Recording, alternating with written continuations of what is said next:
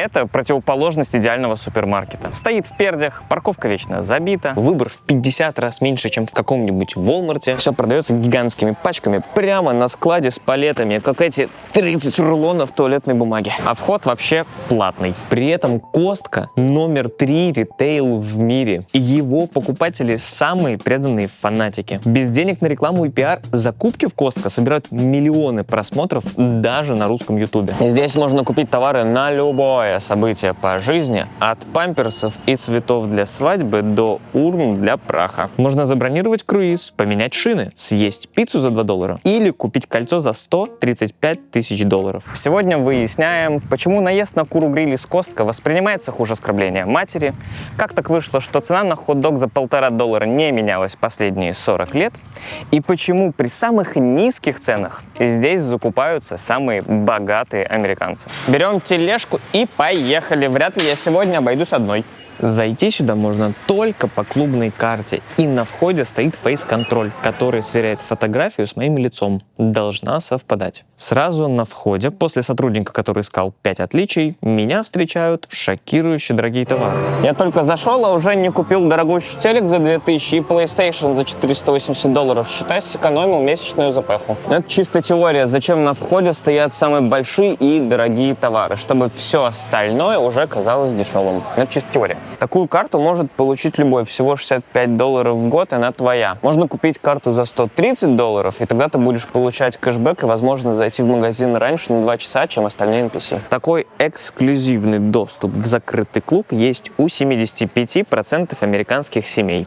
Именно семей, потому что по одной карте могут пройти сразу все. В Costco ничто не случайно. Даже этот соус барбекю за $6,79. Видите, он не один отдыхает, а с другом. Это потому, что почти ничего дешевле пятерки не найдешь. Если что-то стоит меньше пятерки, но при этом товар популярный, к нему добавляют друга и продают их вместе. Потому что каждый единый пик на кассе должен себя оправдывать. Из-за этого даже обычная дешевая дрянь, типа чипсов, всегда без исключения будет продаваться в огромных коробках. Посмотрите вокруг. Везде палеты, блоки, подносы, мешки. Это все потому, что мы на складе, и нет другого настоящего склада, откуда делается ресток.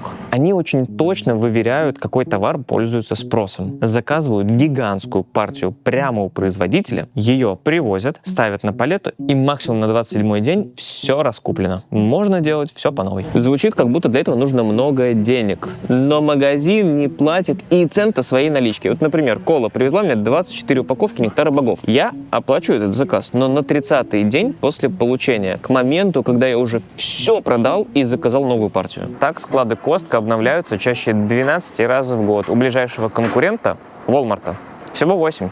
Ничего не залеживается. Да, фрукты в ровный ряд никто не ставит. И в красивый пакет никто ничего не положит. Но поэтому и сотрудников меньше расходный персонал, и цены меньше. Плюс у посетителей складывается ощущение, что я приехал на оптушку с супругой в день получки, отовариться на сейле. Почему у остальных не получается так же? Проклятие выбора. Было такое, что надо купить маслины. Приходишь, там 28 видов маслин с разбросом по ценам и размеру на любой вкус. Такого никогда не случится здесь, потому что маслины представлены ассортиментом одной банки. При том, что мы на складе позиций здесь в 50 раз меньше, чем в других супермаркетах.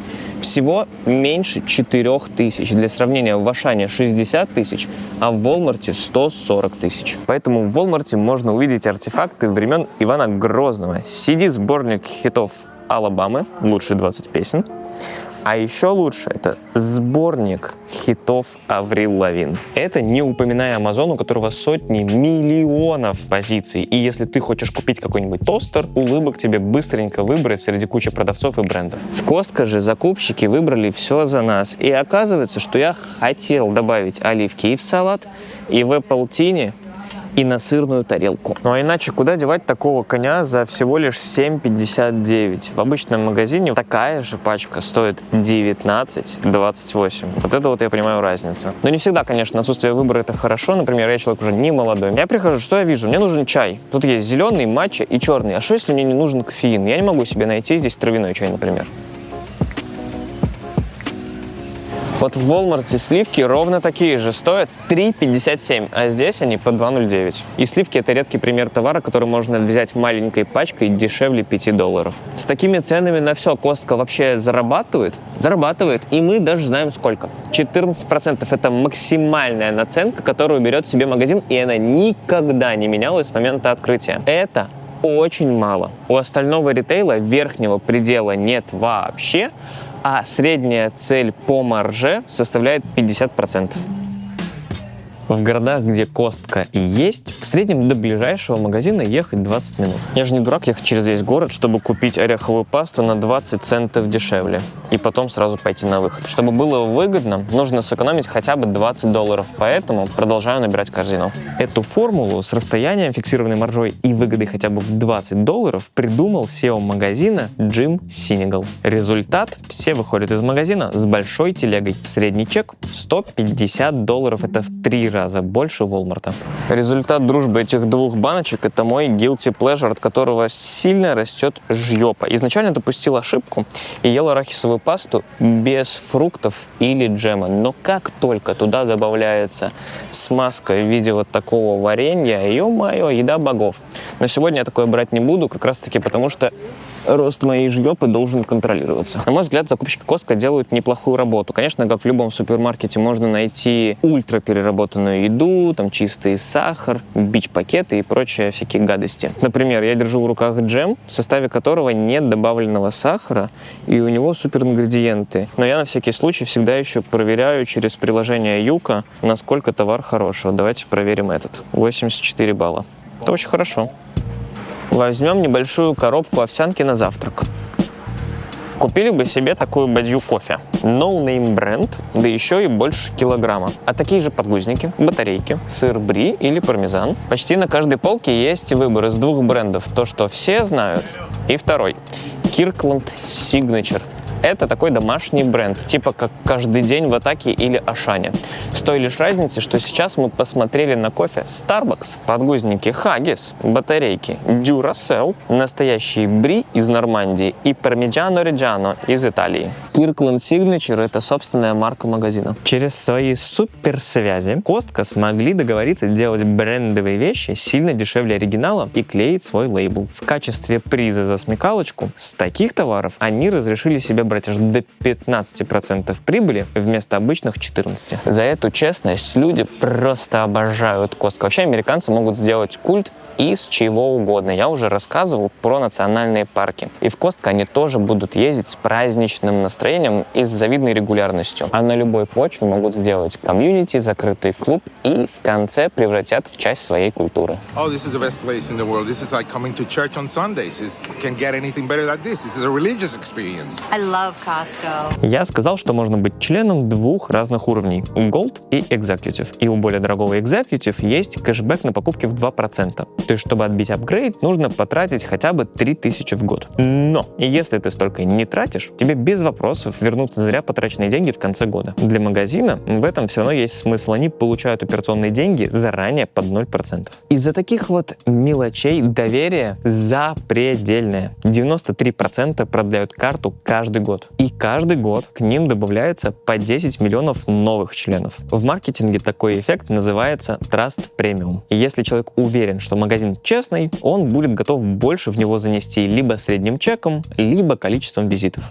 Что такое $65 в год с семьи для магазина? 2% выручки капля в море. Но это 2/3 чистой прибыли, основа бизнес-модели всего магазина. Здесь все настолько дешево, насколько это возможно, без просадки по качеству. В надежде, что покупатели влюбятся в бренд и пойдут слагать басни всем своим друзьям и знакомым, буквально вынуждая их идти и оформлять карту. И благодаря этому выручка стабильно растет по 10% в год на протяжении последних 30 лет. YouTube завален контентом с закупками в Costco на всех языках мира. И люди строят на этом целые каналы. А особо одаренные вообще записывают целый ролик на YouTube на 40 минут, где облизывают магазин во всех местах. Costco не тратит ни цента на рекламу и выезжает только на сектантской любви паствы и на энтузиазме. We're Costco guys. Of course we go shopping while eating a chicken bake. We're Costco guys. Of course we work out with the tires. Мы бы бились в экстазе, если бы можно было снимать на нормальную камеру, но Костка не дает официального разрешения, поэтому приходится вот так вот украдко снимать на телефон. В местах, где пахнет выгодой и с самыми низкими ценами, ожидаешь встретить типичного инвестора в акции 2 по цене 1. Не самого богатого человека, мягко говоря. Но клиенты Костка самые богатые. Средний доход $125 тысяч в год на семью. Это больше, чем у других продуктовых. В последнее время в Walmart стали закупаться все более богатые люди, что не делает чести самому Walmart. Скорее, это показывает, что у экономики в целом дела становятся не очень, раз даже богатые стараются экономить. Бедный Walmart я упоминаю так часто, потому что эти два магазина сравнибельные, и одновременно они находятся на противоположных полюсах. Если коротко, Walmart — это сеть гипермаркетов-дискаунтеров с низкими ценами, но в отличие от Costco там очень много товаров, ассортимент в десятки раз больше. Это ритейлер номер 1 в мире с большим отрывом. И если в Costco ходят люди с нормальным достатком, и выглядят они как просто обычные люди, то в Walmart можно встретить кого угодно. Конечно, не только безумцы ходят в Walmart, мы все там бываем, но само существование феномена Walmart People в интернете о многом говорит. Кроме феномена Walmart People, есть еще так называемый эффект Walmart. Когда открывается новый магазин Walmart, он обычно открывается там, где уже есть мелкие бизнесы. И вот через какое-то время после открытия один за одним они, как маленькие рыбки, начинают вымирать. Условному булочнику сложно тягаться со стоящим рядом Walmart'ом, когда в нем есть этот свежайший, белоснежный, мягчайший, вкуснейший американский хлеб в упаковках. И он закрывается. Проходящего трафика становится меньше, и по эффекту домино закрывается все вокруг. Люди, которые работали недалеко, переходят на работу в Walmart за минималку. Доходы района падают, и все постепенно приходит в упадок. Но это лишь теория Чарльза Фишмана, который написал одноименную книгу «Эффект Walmart». Как к любому Фишману, к нему прилипло много критики, и люди говорят, что, например, тот же самый Amazon влияет на местную экономику гораздо сильнее. Но как бы там ни было, вот этот эффект высасывания жизни у всего, что находится вокруг Walmart, есть. Когда же Costco открывает локацию где-то на отшибе, это наоборот привлекает бизнесы открываться в новом месте, потому что они знают, сюда будут приезжать закупаться кошельки на ножках. В 1,5 часах езды от Токио, префектура Гунма, раньше стояли рисовые поля. Да, в Японии тоже есть Costco. Экономика стагнировала, из бизнесов там были только склады и мелкие фермы. Там открывается Costco, и вдруг все оживает. Местные зарплаты сразу растут на 40%. Далеко не только у сотрудников Costco. Люди едут из Токио, заходят в местные кафе и рестораны, недвижка растет в цене, появляются новые рабочие места.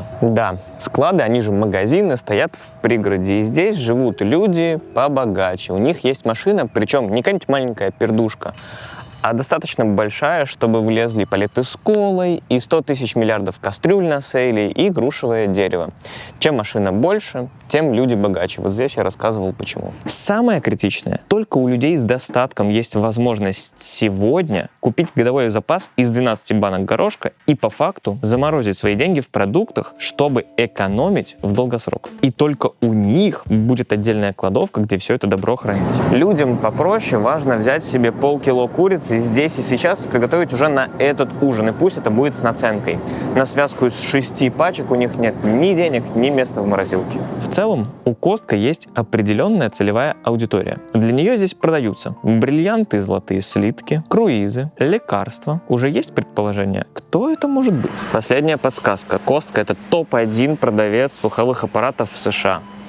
Слово «бэби-бумер» вам о чем-нибудь говорит? Пожилой человек в Америке — синоним обеспеченности. Бабули и дедули тратят свои пенсионные счета 401k как не в себя. И Costco старается двигаться с ними на одной волне. Тут все очень сдержанное и олдскульное. Намеренно нет люстр или красивой отделки, никаких украшений к грядущему Рождеству, кроме самих товаров. Если деловая бабуся увидит здесь потолки с гирляндой, она сразу же скажет: ну теперь понятно, почему моя карта парта стоит не $60, как раньше, а 65. Полы при этом шлифуют каждую ночь, а все палеты равняют. И здесь всегда очень чисто. Потому что тут нужна атмосфера оптовичка для деловых колбас, а не строительного рынка. По естественным причинам доля бумеров уменьшается, а миллениалы и зумеры растут. Но мотивация у них другая. Молодняк скидывается и покупает все в складчину, чтобы копить деньги на погашение своего студенческого долга и для первого взноса на ипотеку. Кстати, оптика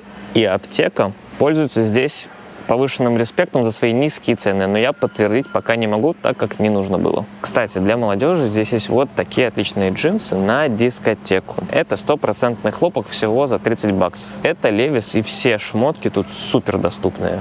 Выглядит все так, будто мне сейчас предложат принарядиться на картоночке помериться, но на самом деле тут все брендовое и очень доступное. Например, когда-то здесь продавали джинсы Calvin Klein за $30, в то время как у всех остальных они стоили $50. Каким-то чудом Байер и Костка смогли найти способ привести эти джинсы на $20 дешевле, чем все остальные. Джим Синегал, тогдашний SEO, признался: вот представьте, у вас есть 100 тысяч пар джинсов, и вы можете из воздуха сделать дополнительные $7 с пары и все равно быть дешевле всех. Вы хоть представляете, как иногда жжется так сделать? Как только я так сделаю, это будет чистый героин, и я уже не остановлюсь. И тогда придется переделывать всю бизнес-модель. Вот поэтому вы их можете купить у нас здесь за $22,99. Стилек вещичек из Костка называют deadcore от слова батя. Вот как про него пишут в интернете. Представьте мужичка, который покупает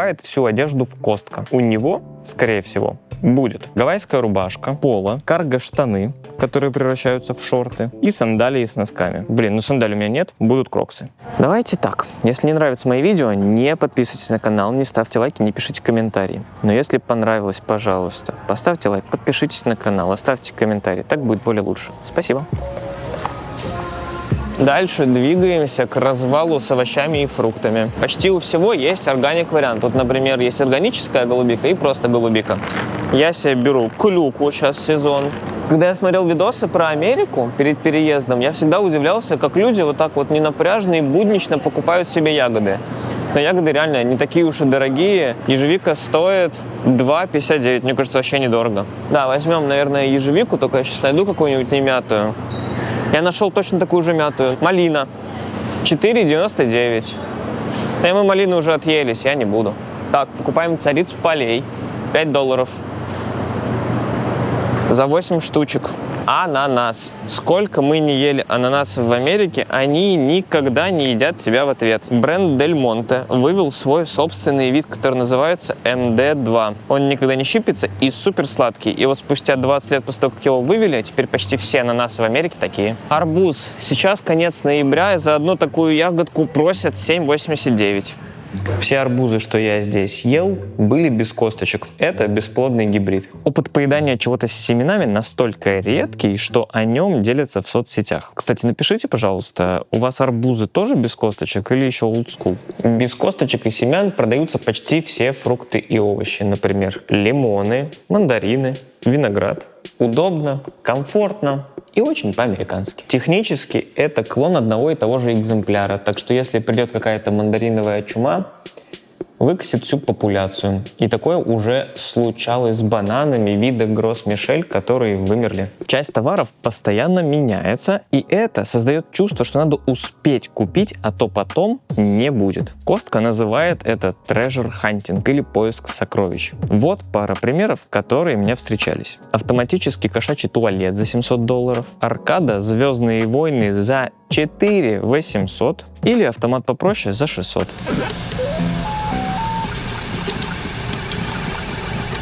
Сейчас продается вот такая свиная нога, хамон за $100 с поставкой и даже с ножом внутри. Но вот чем это не трежер? Еще для тех, кто не любит пряничные домики, есть домик с крышей из колбасы и вот такой елкой с маслинами и сырами. Офигенно. Чтобы было сложнее найти сокровища, здесь нет никакой навигации, поэтому надо вот так вот ходить, постоянно глазами рыскать. Или вот такой адвент-календарь размером с меня. Тут в каждом окошке не какие-нибудь микроконфетки маленькие, а полноразмерная шоколадка, пачка конфет, стоит $150, и охоту за такими предложениями переносят в онлайн. Например, вот рассылка с сокровищами недели. Мясо, яблоки, мебель для кабинета, кофе, ковер, Оземпик, MacBook, черная икра за 1,5 косаря, печеньки для собаки. Короче, кому что по душе.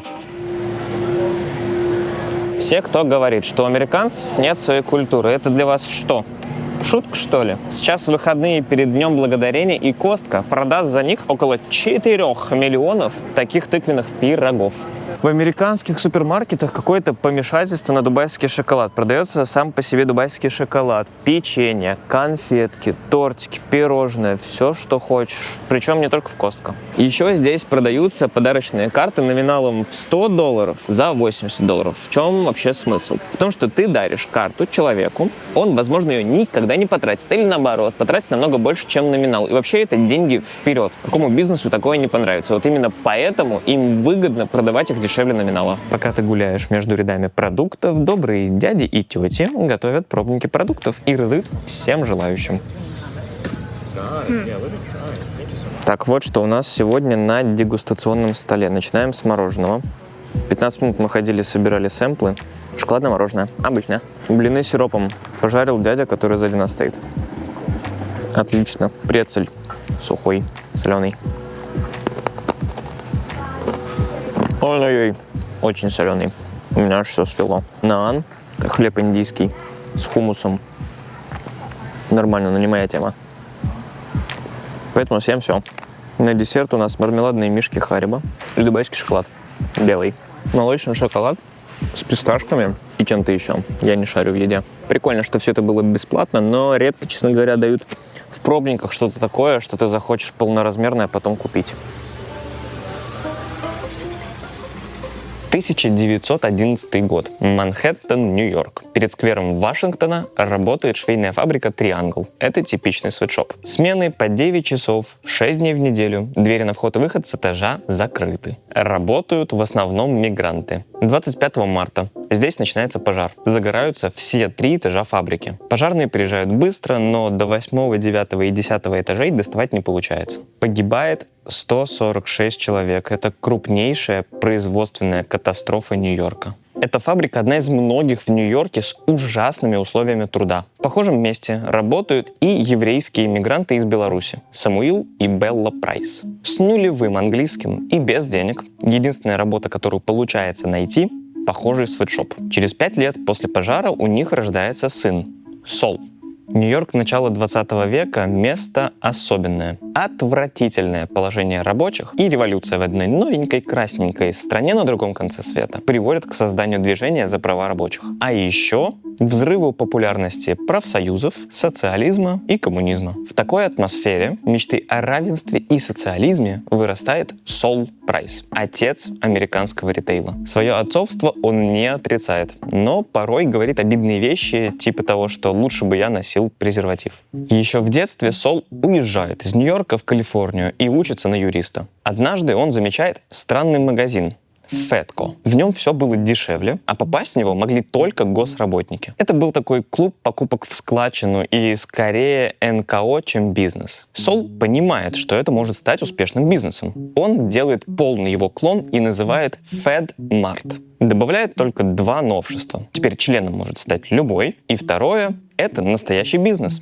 И цель — заработать денег. И это дает начало всей модели складских продаж. $2. Столько стоило членство в FedMart. Причем не в год, а пожизненно. Сол же был юристом и нашел лазейку в законе, чтобы продавать продукты по преступно низким ценам. Причем буквально. Тогда в 50-х существовало понятие «минимальная розничная цена от производителя». Если продаешь дешевле, нарушаешь закон. Но если это будет не магазин, а клуб по интересам, можно ставить любой ценник. Первый FedMart сразу успех. Из-за своего своеобразного детства в Нью-Йорке Сол сам ценит и других учит ценить своих сотрудников. Зарплата сейчас у обычных сотрудников начинается от $19,5 в час, а в среднем $31 в час. Для сравнения, ЗП в Walmart начинается от 14, а средняя — 18. Даже при неполной занятости дают неплохую медстраховку и доступ к пенсионному счету 401k. А оскорбишь сотрудника, лишишься своего членства в Costco пожизненно во всех магазинах. Да, для них клиент не всегда прав. Результат – американская мечта жива для всех работников Costco, FedMart и всего, что было между ними. На менеджерские позиции продвигают внутри компании. Например, Джим Синигал. Вот пришел он в 1955 году работать упаковщиком и задержался в компании на 22 года. И дошел до позиции управляющего складами, а потом и SEO. А текущий SEO начал работать в 80-х на вилочном погрузчике. Сейчас тут работает 300 тысяч сотрудников по всему миру и 220 тысяч из них в США. Из-за хороших условий труда текучка всего 7% в год, когда в среднем в ритейле около 60. Поэтому новых позиций открывается немного, и на 5 новых вакансий стоит очередь из 70 человек. Процент краш ничтожный. 0,15%. Сотрудники не крадут, потому что зарплата у них и так хорошая, а покупатели не крадут, потому что, ну попробуй, вот вынеси вот такую бандуру без палева. Это тебе не сникерс на кассе тягать. Если же как-то получится стянуть вот эту пачку из 240 стаканчиков красных, и тебя поймают на входе, навсегда запретят вход во всем мире. Я бы на такое не пошел даже ради кражи самого дорогого бриллианта. Во всем рассказе есть соблазн сказать, что эта модель не про Costco, а про любой большой магазин. Но важно понимать, что все это придумал Сол Прайс и его друзья, а остальные тупо копировали, причем в наглую. Был такой дядя, Сэм Уолтон, основатель Walmart. Он еще написал бестселлер «Сделано в Америке». И в своей книжке он признает, что украл, хотя он предпочитает слово «позаимствовал», столько идей от Прайса, как ни от кого другого. И в том числе название. Ему так понравился прайсовский FedMart, что свой магазин он назвал также Walmart. И хоть мистер Сэм был конкурентом Солу Прайсу, он ему еще и был другалечком. И в один прекрасный вечер думает: позвоню-ка я лучше Солу. И говорит ему: Сол, братанский, ты не хочешь собраться? Я возьму свою жинку, ты свою, давно не болтали, пойдем в ресторан. Тот соглашается. Пока они обедают или ужинают, тот ему и говорит: я вижу, у тебя как-то дела совсем кучерявые идут. Сол, Прайс, расскажи, в чем секрет бизнеса? Прайс говорит: вообще, без проблем. Значит, модель у нас вот такая, деньги туда-сюда, значит, покупаешь, продаешь. Короче, выкладывает тупо все. Через 12 месяцев после этого разговора открывается Sam's Club, клон Прайс Клаба. Ровно на этом самом месте в Оклахома-Сити. К 1970-му Прайс выгорает, его даже выгоняют из его собственной компании. А в это время тот самый Джим Синигал, подопечный Прайса, переезжает в Сиэтл и открывает, наконец-то, Original Costco. Какое-то время новое предприятие Прайса существует параллельно с бизнесом Синигала, но в конце концов они объединяются в одну большую сеть и становятся тем магазином, который мы видим сейчас. Влиянием на супермаркеты все не ограничилось. Есть такая маленькая инди-компания из Сиэтла, может кто-то знает, Amazon. Они в 90-х мутили что-то в интернете. В 2001 году лопается пузырь доткомов, и Amazon теряет 90% акций. Маленький Джефф Безос хватается за голову и бежит. Куда? Это же Сиэтл, поэтому к Starbucks. Бежит к Синигалу и трясущимися губами просит совета. Через пару дней Безос уже весь крутой собирает акционеров и говорит: маржу снижаем с 30% до 10% и работаем теперь над объемом заказов. И уже к концу 2001-го Amazon смог выйти на свой первый прибыльный квартал. А в 2005-м появляется Amazon Prime, система подписки. Эдакий клуб членов, которым заказы привозят быстрее и бесплатно. И хоть эта модель отличается от карт Costco, идею Безос взял у них. Вы помните ларьки с курями-гриль из нулевых, а самое главное — запах, который разносился из палатки? По телевизору еще крутились разоблачения, что на вертелах крутятся только куры-гниль. Их пичкают непонятно чем. В общем, такое есть ни в коем случае нельзя. Цель супермаркета — чтобы человек в него зашел, а дальше уже по накатанной. Пришел за молоком, ушел с чеком минимум на $50. Как мы уже обсудили, просто так случайно в Costco не попадешь, в него надо ехать целенаправленно на машине. И вот кроме молока, которое дешевле в остальных в 2 раза, все стекаются вот за этим. Кура-гриль. Главный драйвер трафика в магазин. Эталонный пример того, что называется loss leader. Это когда что-то продают ниже себестоимости для того, чтобы завлечь покупателя в магазин. Такая птичка стоит всего $5. Я сначала думал, что такое возможно только если при производстве не пострадал ни один бройлер. Это даже дешевле, чем сырая тушка, поэтому самому такое приготовить более выгодно не получится никак. 2 сырые тушки по размеру ровно такие же, как курица-гриль, $12.47. Так, оценим состав этой курочки. Состав.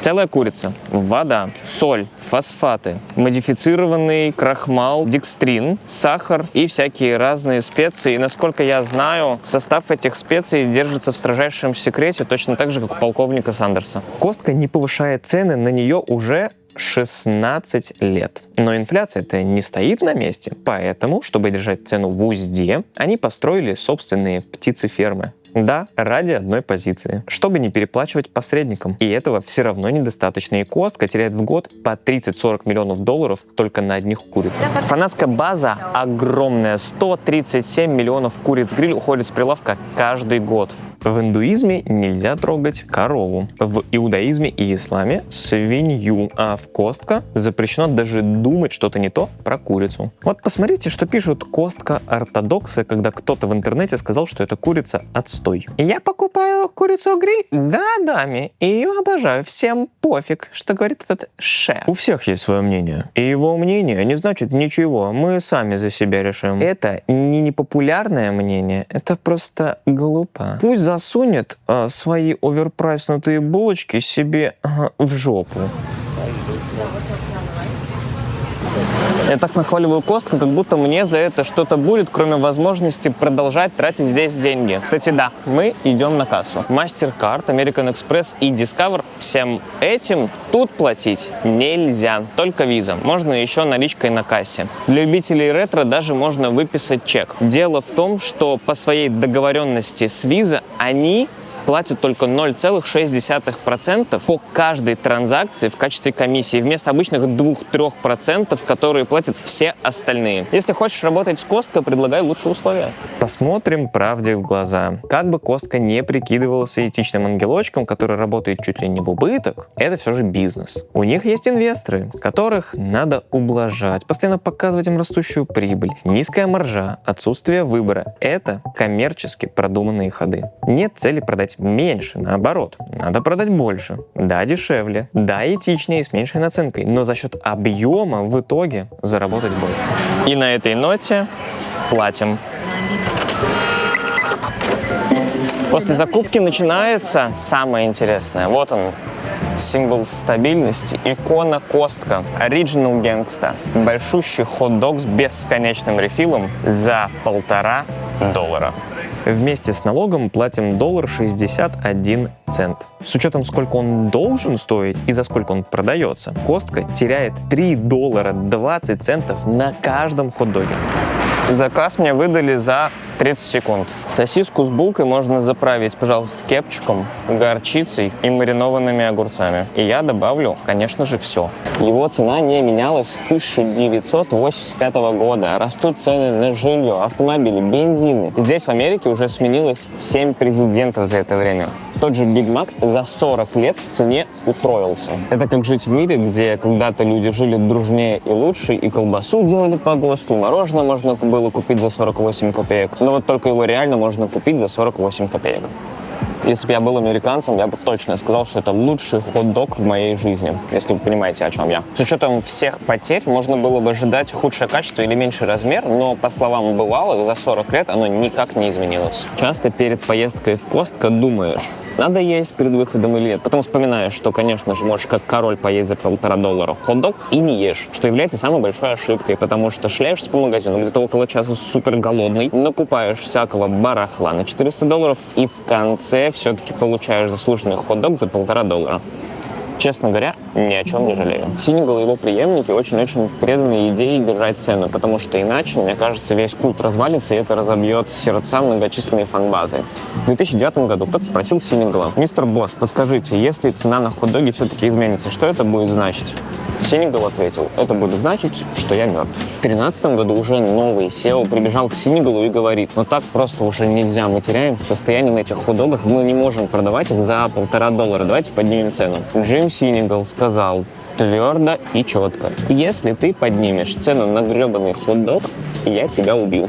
Разберись, пожалуйста, с этим. И этот новый SEO разобрался. Открыл целую фабрику. Сначала в LA, потом в Чикаго. Чисто под хот-доги. На самом деле с хот-догом я прошел эволюцию. Первый раз попробовал, вообще я не понял, в чем прикол. Но чем больше ты его ешь, тем больше ты его ценишь. Потому что, ё-моё, $1,5, ты наешься, полдня ходишь, и где-то раз на 30-й я уже думаю, блин, и вкус замечательный, и все так сбалансировано. Там еще можно лука попросить, то есть разнообразить, и можно делать себе разные вкусы в зависимости от твоего настроения. Кстати, знаешь, с кем можно сделать коллабу? С Arizona Tea. Это чай холодный, и он с 92 года не меняется в цене и стоит 99 центов. Правда, в последнее время ввели тариф на алюминиевые банки, и им придется очень нелегко, скорее всего, они будут повышать цену. Вообще, давайте-ка затестим все меню фудкорта.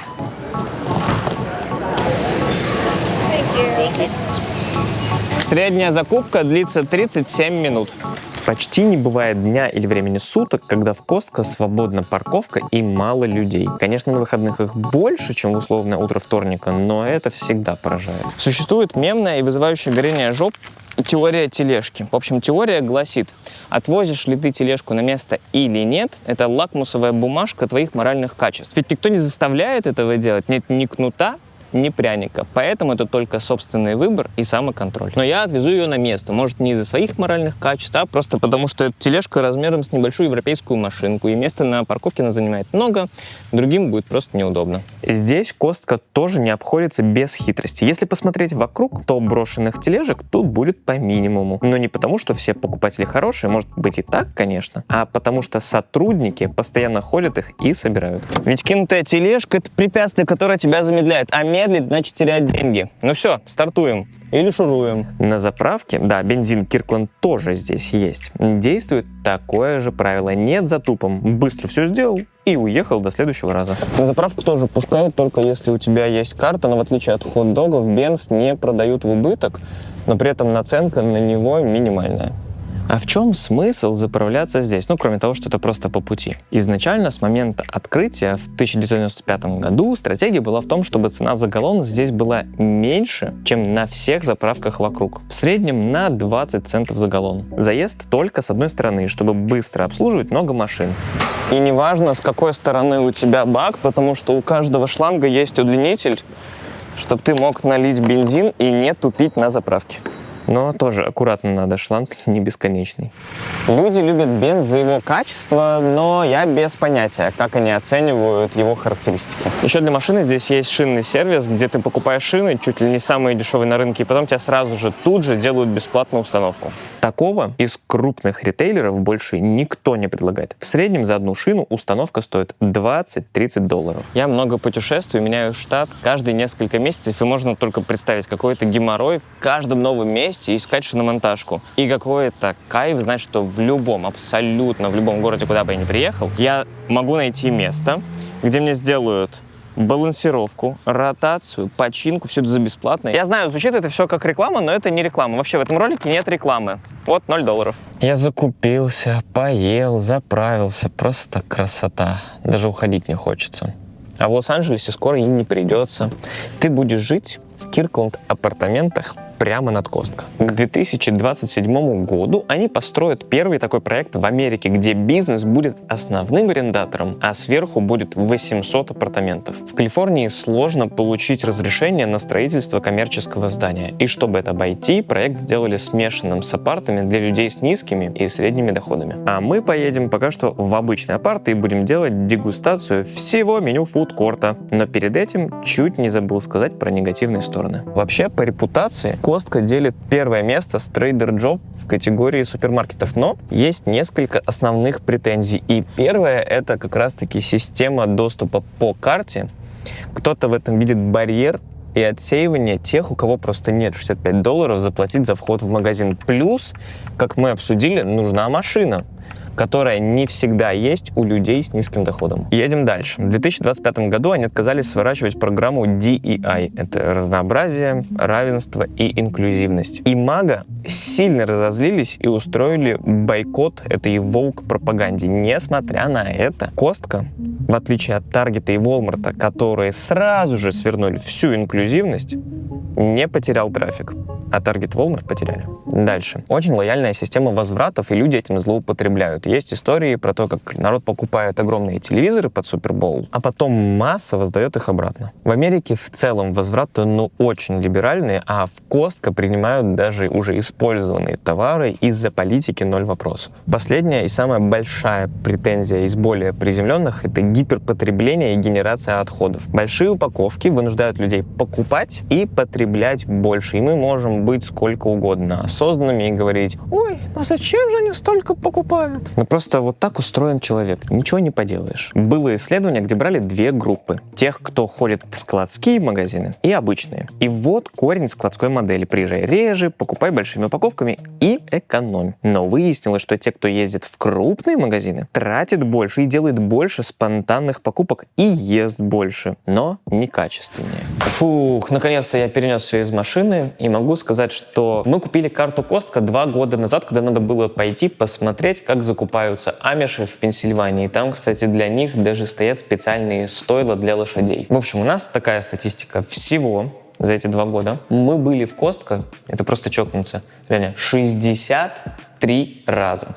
И средний чек у нас совпадает со средним по статистике почти что до $1. $151. По примерным расчетам, за эти 2 года 10% моего тела было построено из еды из Costco. В этот раз мы потратили $417, и сложно сказать, насколько этого хватит. Например, вот этот замечательный рис, его хватит месяца на 4, как и овсянки. Какое-то мясо, которое мы кинули в заморозку, на месяц. А свежие фрукты и овощи мы покупаем каждую неделю-полторы. Оказалось, как и в результатах исследования, про которое я говорил в машине, Costco не помогает экономить. Наши траты на супермаркет с тех пор увеличились. Выглядит страшно, но только до тех пор, пока не добавляешь рестораны в расчет. Траты на них у нас сократились сильно. Совесть не позволяет много есть вне дома, когда в холодильнике всегда ждет бедный пучок салата, купленный за копейки, но которого всегда чуть больше, чем нужно. Экономить получится, если покупать продукты, которые не портятся быстро. Если выкидывать, то, конечно, не вариант. Да и смысла в таких покупках нет. Кстати, давайте проверим утверждение, что продукты в Costco стоят дешевле в пересчете на единицу. И допустим, что я купил точно такой же набор, но в Walmart. После ковыряния в табличке получаем вот такой результат. Если бы я купил все в Walmart, вышло бы $542, то есть на 30% дороже. Пробуем весь фудкорт. За $45 я купил 8000 калорий. Начинаем с пиццы, которая культовая, стоит $10, в ней 4000 калорий. Выглядит один кусочек вот так. В одном кусочке 60% суточной нормы жира. Это пицца, которую я ел, наверное, уже раз 40. Поэтому я не знаю, что про нее сказать, кроме того, что она сделана из теста, соуса, сыра и пепперони. И такая же сырная пицца. Это самый калорийный кусок еды, который можно найти в Costco. Супер обычная пицца из 3 ингредиентов. Люди, которые ездят на траках, просто обожают эту пиццу, и хот-доги тоже, потому что за $10 они могут купить себе еду и на ней жить целый день. Что случается с теми, кто постоянно ест такую еду, можно только предположить. Дальше пробую кальцоне. 1080 калорий, $7. У него 109% от суточной нормы соли. Действительно очень солено, жирно. Куски пепперони, грибы, лук, тесто, в которое все это завернуто, и соус. Немного островато. Дороговато, честно говоря, для Costco. Но если смотреть на любые другие магазины, фудкорты, вообще любые источники еды, это очень дешево. Сэндвич с индейкой и сыром 820 калорий, $7, но загрилено с 2 сторон. Но это просто сэндвич, который загрилили. Он схватился сыром. Внутри много слоев индейки, чеснок, соус, сыр проволоне. Все как и нужно американцам. Очень насыщенно, очень солено. Ровно суточная норма соли. Chicken bake. Вот такая колбасятина. Булка, полностью покрытая со всех сторон, зажаренная с сыром. Выглядит она очень сухой, но на самом деле там внутри как-то все ингредиенты так перемешиваются, что мы часто брали этот chicken bake в дорогу, его очень удобно есть. если ты за рулем. Старый добрый чикен-бейк. Внутри у него курица, бекон, соус, сыр. А больше для счастья ничего не надо. $4. Все это удовольствие. 840 калорий, 353 грамма еды за $4. Легкий салатик для тех, кто не хочет вредной еды. Угу, конечно. 840 калорий. Стоит он $8. Я перепутал. Это самая дорогая позиция, если не считать большую пиццу. Что в составе? Сухарики, курица, та самая курица-гриль, сыр, помидор, салаты. И, по-моему, это все. Ну и, конечно, соус, который добавляет всей калорийности. И еще есть яички. Салат действительно считается здоровой опцией, если кто-то приходит в фудкорт после того, как закупился. Вообще, можно есть любую дрянь в целом. Если ты помещаешься в свои калории и количество нормальных веществ в день, пожалуйста. Хочешь есть такое, ешь. Похоже на салат «Цезарь», чуть острее, чуть мягче из-за того, что тут есть яйца, есть крутоны и хрустит, конечно же, бекон. Любое блюдо лучше с беконом. Народная мудрость. Так, это все был разогрев перед финальным боссом. Вот такая печенька. Стоит $2,49, в ней 750 калорий. Если показалось, что это тесто с шоколадом вкусненькое, то это 65 грамм сахара, 5 столовых ложек сахара и еще 1 чайная. Ну, погнали тестить. Блин, она вкусная. Что делать? У нее внутри шоколад, и он такой, кусай меня, он мягкий. Она сверху хрустящая, внутри она мягкая. В ней, кстати, сахара больше, чем в крамбл-куке. Нужна американская кровь, чтобы осилить такую печенку. Я даже не знаю, как объяснить, она такая мягкая и чуть-чуть пластилиновая, что ли. Внутри куча шоколада, и этот шоколад немножко плавится в стиле, как вот в брауни он плавится. Шлифанем финально смузи, банан и клубника. Цена $2,99, 320 калорий. Пьем. Нормальный смузи, сделанный из пюре. Я не чувствую, что это какие-то свежие ягоды. На самом деле, спасибо, что не просто лед с сиропом, потому что в такой ценовой категории у Костка просто нет конкурентов. Самый дешевый там Dunkin' Donuts, в котором килограмма сахара в одной позиции, это совершенно другого уровня еда, она там совсем ультра-супер переработанная, но это тоже очень жирная. Но, блин, это очень дешево. Достаточно вкусно, солено, как американцы любят. Мы через полчаса все подъели, и я беру свои слова обратно. Господи, у меня ощущение, как будто я после похмелья. Все такое жирное, насыщенное, соленое, суперкалорийное. И мне сейчас хочется вот пойти поспать часов 15. После 15 часов сна скажу, что фудкорт, конечно, опционален. А вот сам Костка, как вы могли догадаться, я очень люблю. Это самый любимый американский супермаркет, и я на 100% понимаю, почему американцы его любят. За честность, за порядочность, за то, что здесь низкие цены, за то, что когда Костка оказывают услугу, здесь не будет подводных камней и вот этого мелкого шрифта под звездочкой. За то, что тебе не придется тратить полчаса, выбирая из 10 видов молока, потому что оно будет одно, и оно нормальное. За то, что в мире, казалось бы, победившего капитализма есть компания, которая не пытается зарабатывать на тебе. Она зарабатывает вместе с тобой. Какие есть челленджи? Хоть Костка сейчас в своих прайм-годах, скоро это будет меняться. Во-первых, только у четверти населения нет карт. И рынок для расширения все меньше и меньше. Основная аудитория стареет, и им нужно переключаться на аудиторию помоложе. Это будет сделать намного сложнее, потому что они достаточно консервативные и в онлайн не выходят. И хотят заставить людей, чтобы те приходили к ним в магазин физически. Демографические тренды тоже не обещают роста. Все больше и больше людей живет в одиночку. И для них такие закупки гигантскими пачками не актуальны. Но пока количество субурбий в Америке растет, и Костка может открывать свеженькие магазины в новеньких районах. На этом все. Я погнал все раскладывать. Вы пишите, что хотите. Скоро увидимся. Пока!